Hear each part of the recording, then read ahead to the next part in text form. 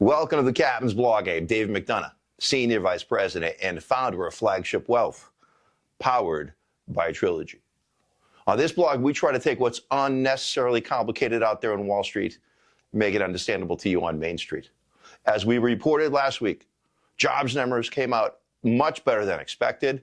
Good news was bad news. Market didn't like it. But get this, still finished up 1.5% for the week. All eyes were on the F word this week, the Fed. What would they say about inflation? Would they lower interest rates? Would they project that interest rates would be lowered later in the year, which was priced in to perfection where it comes to market levels? Here's your week in review.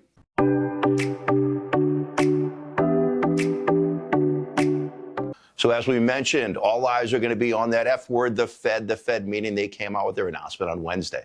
But on Tuesday, an inflation number came out better than expectations. And again, even Chair Powell, the head of the Fed, said nobody expected inflation to drop at that level. But their announcement was predictable on Wednesday. No cuts, maybe no cuts this year.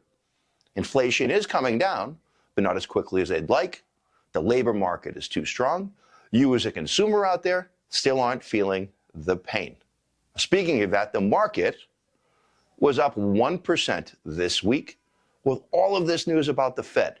But I'll say this to you, be careful. Although the market was up 1%, there's only a handful of names driving that positivity.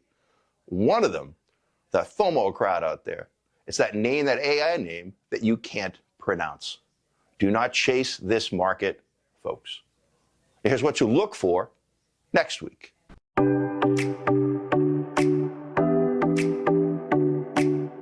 All eyes are going to be on you next week where it comes to the consumer retail sales.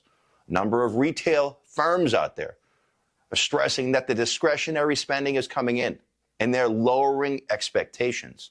This is now what we call the pre-announcement period, where corporations confess their sins, why they're not hitting their numbers. And again, it's because of you out there for that case.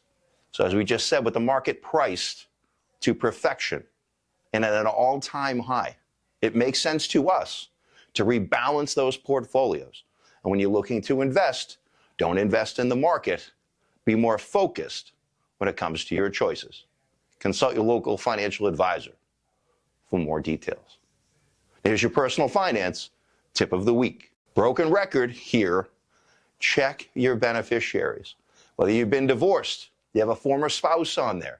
Maybe you haven't named a contingent beneficiary. Check it before your former spouse or your current spouse checks it for you. Thanks again for checking in. Happy Flag Day from those of us at the Flagship. We'll see you next week on the Captain's Blog.